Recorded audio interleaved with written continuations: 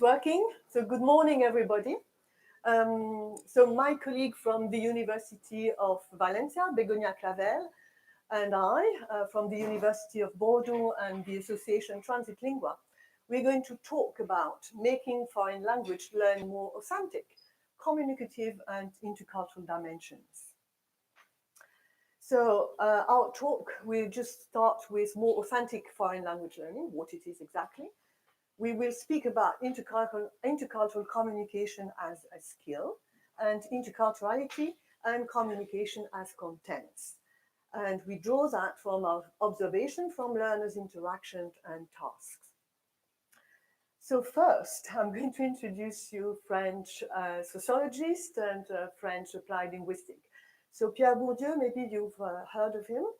He's quite a famous sociologist in France. And he did something very interesting about language learning. He said that traditionally, the FL, the Foreign Language course, is a course where one speaks to say nothing. Le cours de langue est un cours où l'on parle pour ne rien dire. In traditional foreign language settings. And Louis Porchet is an applied linguist in French as a foreign language, and he used that sentence really to say that we have to do something about it, because we are language teachers. We're here to help our learners to communicate, and in fact, the way we're teaching traditionally is just to do drills, but we're not communicating. So he said, really, to learn a foreign language, one needs to talk for meaningful communication. We need to find some ways of authenticity. So the traditional foreign language class, I would say it's just one teacher and her or his pupils. For the contents, you're going to have language structure, grammar, vocabulary, phonetics, language functions with listening, speaking, reading, writing, plus interaction, text from CV, letters to literature, and culture in all dimensions of the countries of the target language, that is music, literature, geography, things like that. Usually in the contents for the traditional foreign class was really based on language structure and language functions, and culture was really a side dimension, I would say. It wasn't the main dimensions for the pedagogies. So we had a lot of teacher-centered, but also we developed also learner-centered with pair work, group work.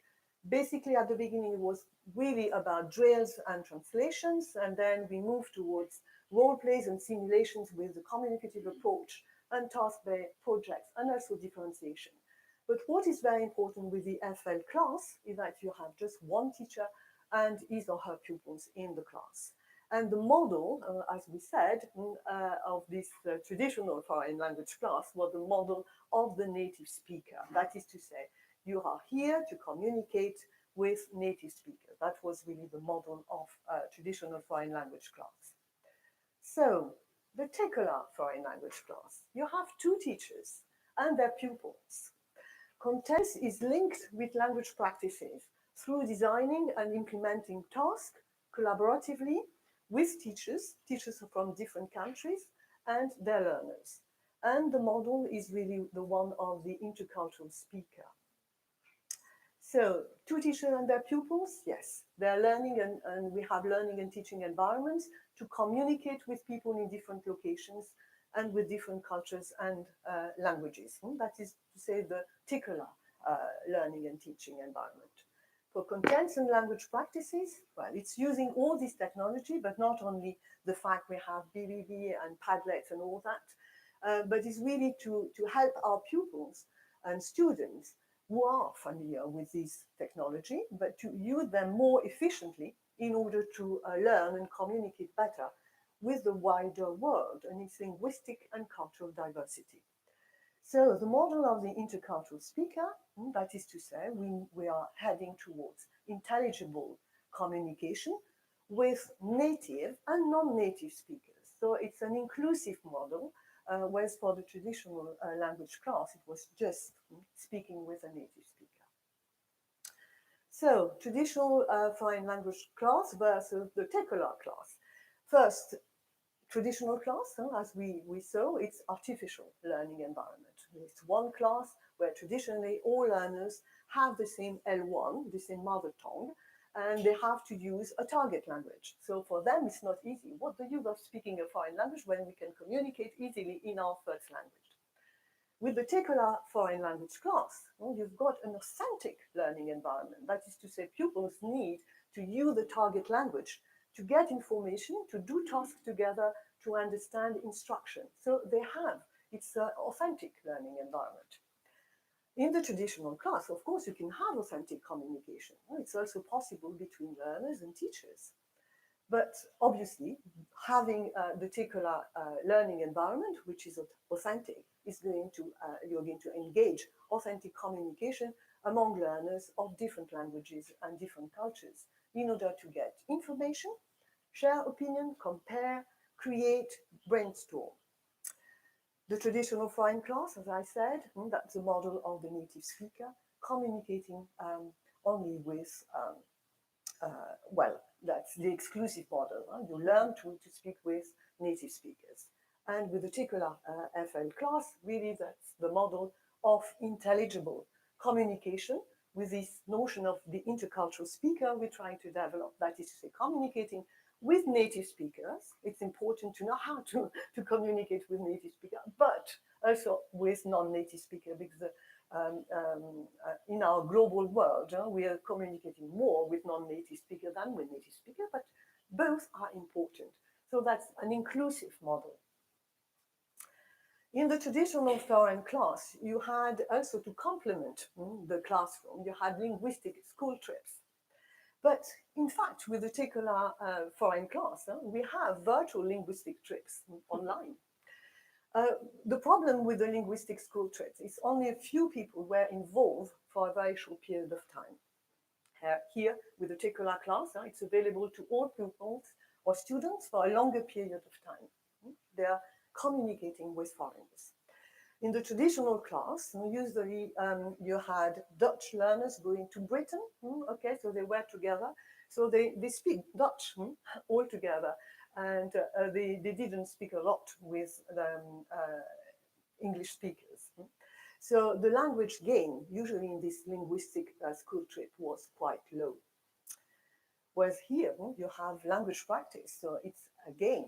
And obviously for all the students, so it's going to be enhanced as well, this language practice gain with gamification and differentiation, but at least you have that. With the traditional FL class of the linguistic school trip, you had some cultural gain because, and usually it was even higher than the linguistic one, because for some pupils, they had really few or no traveling opportunities. So for them, it was some interesting thing. But it was the problem with this linguistic school that only for a few students, not for all of them, whereas with Tekula, obviously, it's for all of them. They can use and practice with foreigners. So it's a kind of virtual linguistic trip going on. And you're going to develop cultural gain, enhanced with different contents, but intercultural gain as well.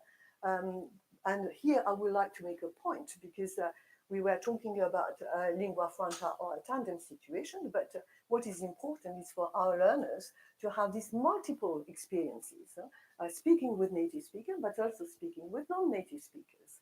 So that's the way the world is working at the moment, and that's important for the particular foreign class to have this an inclusion model of speaking with native and non-native speakers. So now I will give the floor to my colleague. Thank you, Martine. These are some of the images, because in my part, I'm going to present some of the results, not just preliminary results of what we've been looking at in our exchanges. And as Martine said at the very beginning, everything we're saying here today in our presentation is informed by our observation and our analysis of the exchanges going on and the interactions going on. And here you can see some of our French and Spanish students. This is an example of a lingua franca partnership. You can see the Spanish students here. Sorry, there's French and Spanish, and also French and Spanish. And we were very glad to see that even though this was a piloting experience and it was in primary education, and their English, of course, it was not that very good, they interacted and they did engage in very interesting communication. I will give you some more details in a second. So we did see, and this is something we've seen not in these exchanges, but in all of the exchanges happening in Tekola, that in both, as Christy said before, both in the tandem and the lingua franca partnerships, in both of the cases, interculturality was going on. So you learn about the language with a native or a non-native speaker, but definitely you learn about intercultural aspects, no matter what the language or the origin of the other person is. And interculturality was found in both types of exchanges. And that was something that we were very glad to find.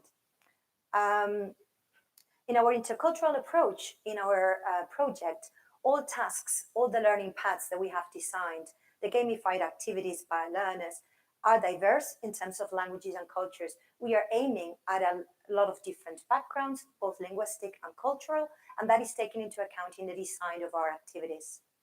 And this can be done at a low level, this would be the case, but it can also be at a higher level. That's why we use the two shades of color to show the low level and the high level. When we design tasks that are aimed at deeper learning about diverse others in terms of opinions, lifestyles, attitudes, and creativity, then we are playing with this kind of high-level interculturality. So we attend to both levels, but the first one, low level, is present in all the tasks, we could say. And then some of them are aiming at particular intercultural aspects, and those would be high level. This is an example of some of the potential intercultural aspects that could be found, and this is something we learned through learners' observations. As I said, this was an EFL pilot between primary school learners in Valencia and Bordeaux. And we had a clip where we observed their interaction. And that was the very first encounter among the students. And they found out that the Spanish learners, you could see that in one of the photos we showed before, they were dressed in yellow. And they didn't know what that was about. So they were asking themselves, is this a festival? Are they dressed in yellow because of that? Is this a party they're having that day at the school? Is this a uniform? Because it did not look like a uniform. It was a yellow T-shirt. So that was something that unfortunately the teachers missed. The students were talking about that, and the teachers were so worried about the technical aspects of the interaction that they missed that. But that's something that we observed, and we're going to talk to the teachers about it, and we're going to raise that not concern, but that topic. And sometimes just by taking a look at the learners and how they interact, you can observe this type of things going on. And then you can talk to the teachers and say, listen, this is something we observed and you missed that. But this is something you can take an opportunity to deal with in your next interaction. So regarding interculturality and communication as contents, all of the topics could have a potential. We have some tasks that have been particularly designed for intercultural aspects, but all of them have the potential for this. We develop through our tasks, we are able to develop intercultural awareness, education, and citizenship through language learning. And they also learn about other people's cultures, lifestyles, beliefs, and opinions, thanks to hands-on experiences. We try to give them tasks that are realistic and authentic, and that they can do something with them that could be of use for them in the future. And this is done through authentic online communication.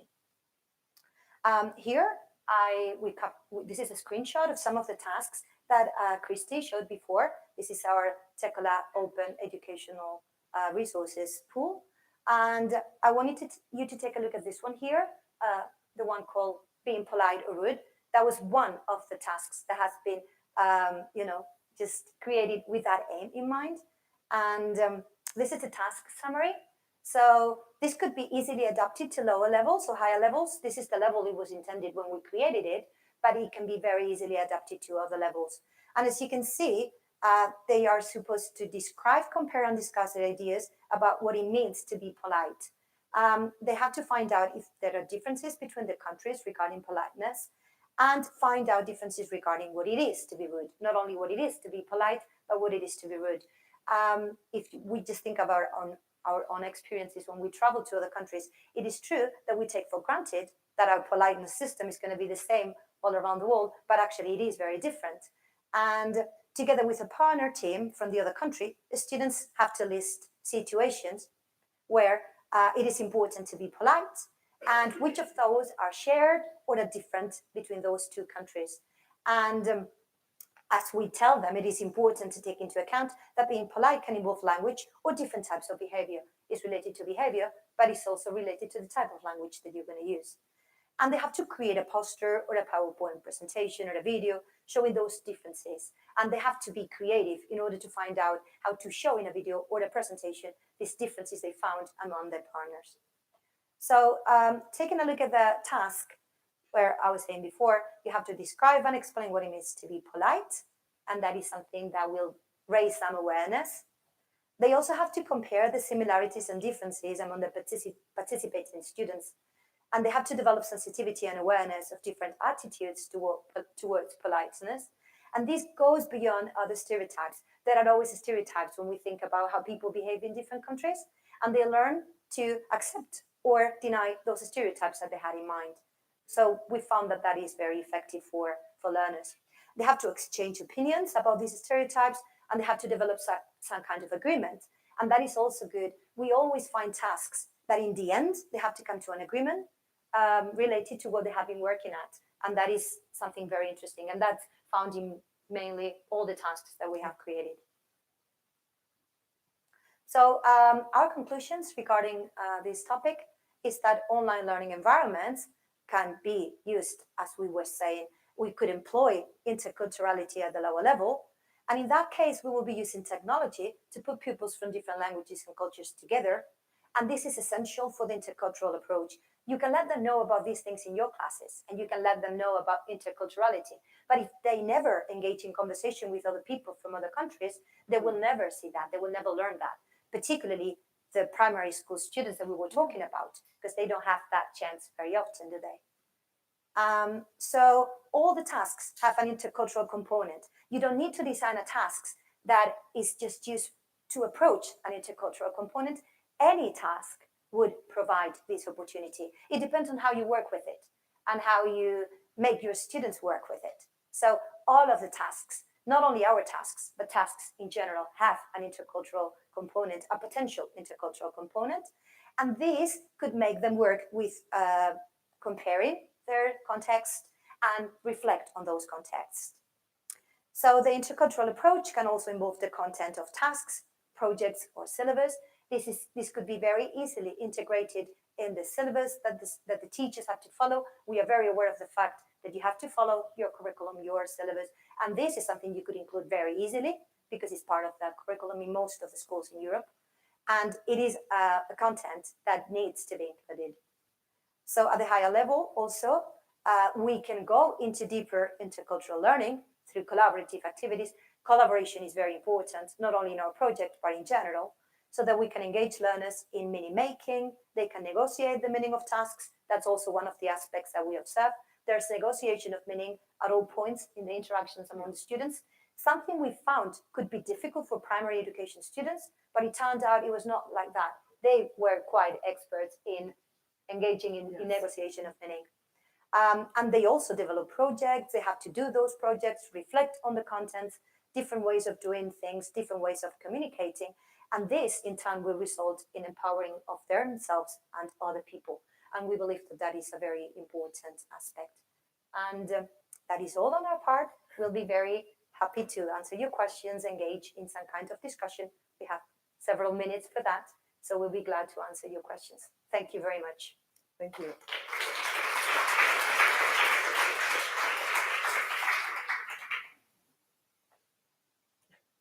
Yes, from our online audience. Online audience. Okay. Hello. Yeah, I've got a question from the chat, possibly for all the members of Tekola. Anna Pieska from Poland asks how the development of intercultural awareness was measured, or maybe can be measured. I would say no for measurement. It's just observations, and as soon as you have comparative elements, and when teachers are using that in order to help their learners to reflect on this comparison, I think here you have the intercultural dimension process going on, and that is what we could observe but not measure.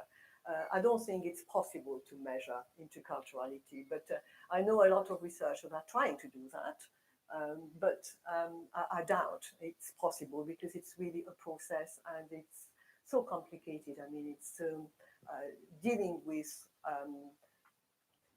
the identity of people, and can you assess the identity of people? I don't think it's possible. I would say that is more of a qualitative type of research study that you can carry out, but not really quantitative, not for this particular aspect. Thank you. Is the dice rolling? Let's Where start the the dice dice? rolling, right?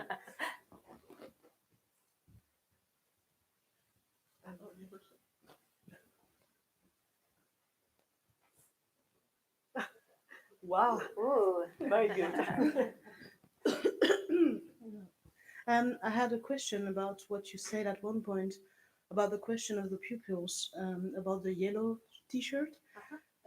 Your opmerking, sorry, your remarks was like you are going to give feedbacks to the teachers. How do you do that? Is it in an open space where other teachers can see the remarks, or is that a remarks for each country? So you are from Spain, you are giving the remarks to the teacher from Spain, and she's from France, and so forth and so on. Should I get that? Should I Yes, get the yeah, answer? yeah, yeah. In this case, we're talking about this particular partnership that includes a group of students in France with a teacher in France and a group of students in Spain with their teacher. And Martin and I are coaching this partnership. So in this case, to tell you the truth, WhatsApp is a very nice tool for us. We engage in conversations on WhatsApp every single day with Martin and myself and the two teachers. And we use English, again, as a lingua franca, because that's the language we share. And we also meet on the Big Blue Button, which is a video conferencing system that we have embedded in our Moodle platform. So both in video conference and WhatsApp and emails, we are engaged in contact, interaction, and constant interaction with the teachers. And I know the teacher in Spain, and she knows the teacher in France personally also. So we get to talk to them nearly every day. And this is something we've been pending to do, because we thought about it, Martin and I thought about it, but we thought once we come back from the meeting in Utrecht, we'll talk to them and highlight this aspect, because I don't think they realized about that. I was present when that was happening, and I watched the video, and Martin was there also. And of course, we see, as an outsider, we see more things than they do while they are there. And the way they take care of their kids, that's incredible. They kneel down, they get at the same height of the students. They talk to them, because it's very, very difficult for them at the first time when they are in front of a camera and all of the students can see them on the whiteboard. So it's like, at first, no one wanted to be the first one. Then they all raised their hands and they wanted to be the first ones to talk. But the very first student who did that in the first session, he was a brave one. And the teacher was kneeling down next to him, translating things when he did not understand something. The ones in Spain are more proficient in English because they are following a Clavel program since they were 5 years old, and their English is around B1, B2. But the ones in France, their English is not that good. So the teacher helps them a lot. The French teacher helps them a lot. And she cares for her students so much. And the same with the Spanish one. So they were worried about their students, and I don't think they noticed that particular aspect. But that's something that in the next meeting that we will have, probably on Big Blue Button, on the video conferencing system, we'll talk about that with them. Yes. May I add something maybe about that? Because what we wanted to show as well is that, of course, teachers will work collaboratively to design tasks. So they have a task and they do that task together. But it can happen something in an interaction. And it's quite good to have the film recorded, because they can watch and say, oh, yes, I haven't thought about that, but that's interesting. That's an interesting comment. And then we could maybe ask about that. So just saying that, of course, we can have ideas and design tasks collaboratively, but also a task can just spring Mhm. out from an interaction, and then you can reflect on that and say, oh yes, so that's something interesting that we can do together. It's not fixed, and Yeah. that's what I wanted to say. And my question was more about like being an example for other teachers. So that was more like it's something that, of course, that you cannot always see as a Yeah, teacher. yeah. So it's nice that you guys see it, but is it also being communicated with the Tecola team, just like a tips for other partnership? You know, so that was more my idea. We about have it. to write reports and case studies. We're going to write a report for each one of the case studies. So they're gonna read that and they're gonna understand about. I mean, we share our research cases, all of us, but that's the last step because we are collecting the data right now. And then at the end of the project, and this is due July, I think it is July, we'll have to write our reports, and that is when these people are going to learn about all this. However, as you mentioned, we have meetings, online meetings very often, and then these face-to-face meetings not that often. And we share these kind of things and we talk about the results. So the rest of the members know about that. But they will be informed more, let's say officially, through the case studies reports that we are writing now. You're welcome. Yeah, well, I just want to say that we have created a teacher guide, which is kind of sums up the lessons we've learned with working with primary school children and the differences between them and the secondary school children. So that's on our webpage, so you can watch that. Yeah. So that's basically the lessons we've learned. I mean, there's going to be more, but that's what we have at the moment. It's available on the webpage.